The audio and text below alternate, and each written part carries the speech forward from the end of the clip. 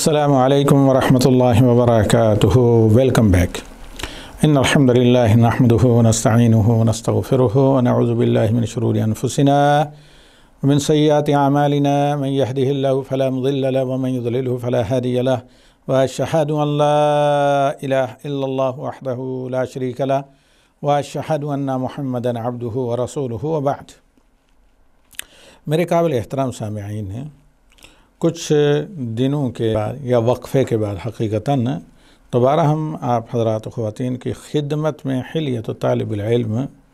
یا زیور طالب علم نامی سبجیکٹ لے کر حاضر ہوئے ہیں۔ یہ حقیقتاً علامہ بکر ابو زید رحمہ اللہ کی ایک کتاب حلیت طالب العلم، اسی کو ہم کہیں اختصار اور کہیں بسط و تفصیل کے ساتھ آپ کے سامنے رکھیں گے۔ تو کتاب کے متن سے پہلے مقدمے میں کئی ایک نصیحتیں اور کتاب کا تعارف اور اسی طرح علامہ معالی شیخ سعد ناصر الشصری حفظہ اللہ کا مقدمہ اور ان کی شرح اس موضوع پر ہم آپ لوگوں کے سامنے پیش کر چکے ہیں۔ جہاں تک حلیت طالب العلم کا تعلق ہے، اگرچہ اس ٹاپک میں یا اس کتاب میں شیخ رحمہ اللہ نے خصوصیت کے ساتھ اہتمام کے ساتھ طلاب علم کے لیے طلب علم کے اس راہ شوق میں جو آداب اور اخلاق اپنانے ضروری ہیں ان کا ذکر کیا ہے، لیکن دیگر آداب بھی اس میں عموماً جن سے ایک مسلمان کو آراستہ پیراستہ ہونا چاہیے، مزین ہونے چاہیے، جو آداب اس کے لیے ایسے ہی اہم ہیں اس کی شخصیت کو نکھارنے کے لیے جس طرح ایک دلہن کے لیے زیور۔ اب اس سلسلے میں شیخ فرماتے ہیں ایک جگہ لقد تواردت موجبات الشرع على ان التحلی بمحاسن الادب ومکارم الاخلاق والهدی الحسن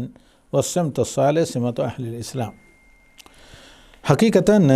آج اگر دیکھا جائے تو پورا آج کا درس یا یہ کلپ اسی عبارت پر ڈیپینڈ کرتا ہے۔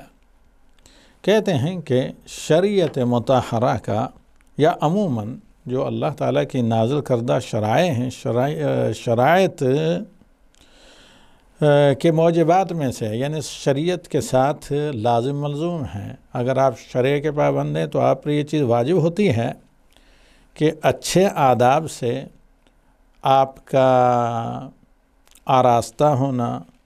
اور اچھے اخلاق سے آپ کا پیراستہ ہونا اور اچھے اطوار اور آداب اور طریقہ کار کو اپنانا، اور پھر سمت کہتے ہیں ظاہری، ظاہری جو وضاحتہ ہے وہ آپ کی بہتر ہو اور بامروت لوگوں کی طرح ہو، یہ ہمیشہ سے مسلمان کا شعار رہا ہے۔ یہ اہل اسلام کی سمہ یعنی ظاہری وہ علامت رہی ہے جس سے اہل اسلام پہچانے جاتے ہیں۔ اچھے اخلاق و آداب، اچھا کردار و گفتار اور اچھا طور طریقہ، اچھی چال ڈال اور اچھا لین دین، صاف گوئی سچائی، یہ تمام چیزیں۔ اور یہ کہ علم سب سے قیمتی جوہر ہے یا دولت ہے جو شریعت مطہرہ کا تاج ہے۔ یعنی جس طرح ایک حاکم یا ایک اعلیٰ عہدیدار کے سر پر تاج ہوتا ہے جو اس کے عہدے کو، اس کے مقام و مرتبے کو، اس کی منصبی جو قوت و طاقت ہوتی ہے اس کو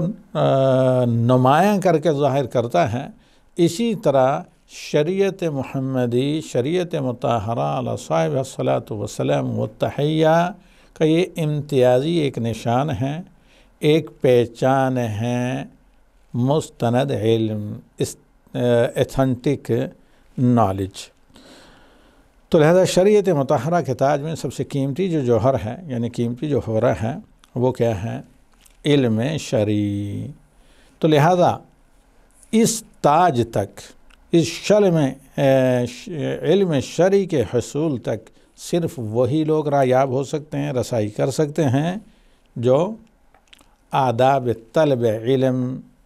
سے آراستہ ہوں، اور جنہوں نے اپنے آپ کو اعلیٰ آداب طلب علم سے اس طرح مزین کیا ہوا ہو جس طرح ایک بادشاہ خود کو سر پر تاج رکھ کر باہیبت و باوقار مزین کر کے رکھتا ہے، تو اسی طرح ایک طالب علم شریعت کا وقار، رعب داب، دبدبہ، ہیبت کہ جس سے اس کا علم اثر کرے، مؤثر ہو، اور ساتھ ہی ساتھ اس کا معیار بھی بلند ہو، اور اس کی قدر و قیمت ہو جس معاشرے، جس قوم میں وہ رہ رہا ہے، اس کے لیے ضرور ہے کہ طالب علمانہ آداب و اخلاق سے وہ آراستہ ہو، بلکہ ان آداب و اخلاق کا ایک عملی مقال سے پہلے اپنی حالت سے پیکر ہو۔ تو ساتھ ہی ساتھ ان آفات، ان آداب و اخلاق کے منافی عادات و اطوار اور بری خصلتوں سے بالکل اپنے آپ کو دور اور صاف ستھرا رکھے جو طلاب علم شرع کے منافی ہیں یا ان کے شائن شان نہیں۔ بری بنا آداب طلب علم کے موضوع کو بہت زیادہ امپورٹنس دی ہے، اہمیت دی ہے ہمارے علماء سلف صالحین نے عہد نبوی سے لے کر تا این دم تک۔ اس موضوع کو پرکھا، کھنگالا، اس کی تحقیق کی، اور اس پر مختصر اور جامع تحریریں قلم بند کی جو ہمیشہ طلاب علم کے لیے مشعل رہ رہی ہیں، بلکہ باقاعدہ مستقل علیحدہ آداب و اخلاق کے طلب علم کے اوپر اہل علم کی قلمی تالیفات موجود ہیں، اسلامک کتب خانے یا اسلامی کتب خانے یا اسلامک لائبریری کے اندر، اگرچہ دیگر بہت سے علوم پر کتابیں ہیں لیکن بالخصوص آداب طلب علم پر مستقل اور علیحدہ کتابیں ہیں خصوصیت کے ساتھ۔ مثال کے طور پر کتاب آداب حملۃ القرآن الکریم، اور اسی طریقے سے آداب المحدث و آداب المفتی، آداب القاضی، آداب المحتسب، ہکذا، یعنی اسی طرح اس سلسلے کو آگے لے کر جا سکتے ہیں۔ آداب و حملۃ القرآن یعنی قرآن کو حفظ کرنے والے، قرآن کو لکھنے والے، قرآن کی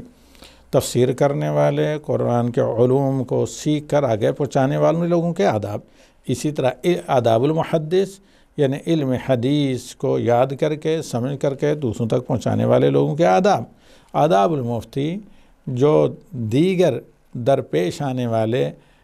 فقہی مسائل کے بارے میں سوال کرنے پر لوگوں کو فتویٰ دیں اور ان کی رہنمائی کریں۔ آداب القاضی وہ جج حضرات جو مختلف محکموں وغیرہ میں لوگوں کے درمیان میں جو تنازعات وغیرہ ہیں ان میں فیصلے وغیرہ کریں اور حق تک رسائی کی کوشش کریں۔ آداب المحتسب یعنی پولیس کا شعبہ جو ہے یا احتساب کا جو شعبہ ہے، امر بالمعروف نہی عن المنکر کا، ان کے آداب وغیرہ۔ ان آداب عامہ کا جہاں تک تعلق ہے وہی ان آداب سے بہرور ہو سکتا ہے، یعنی ان آداب کے زیور سے اپنے آپ کو آراستہ پیراستہ کر سکتا ہے جو شرعی علم کے حصول کا رہنورد ہو، یعنی جو بطور طالب علم شرعی علم کو جاننے، سیکھنے اور اس سے اپنے آپ کو ایجوکیٹر یا ایکنالجمنٹ کرنے کے لیے راہ پرواز پر یا راہ جسے کہتے ہیں کہ جد و جہد اور محنت پر مستعین باللہ روانہ ہو۔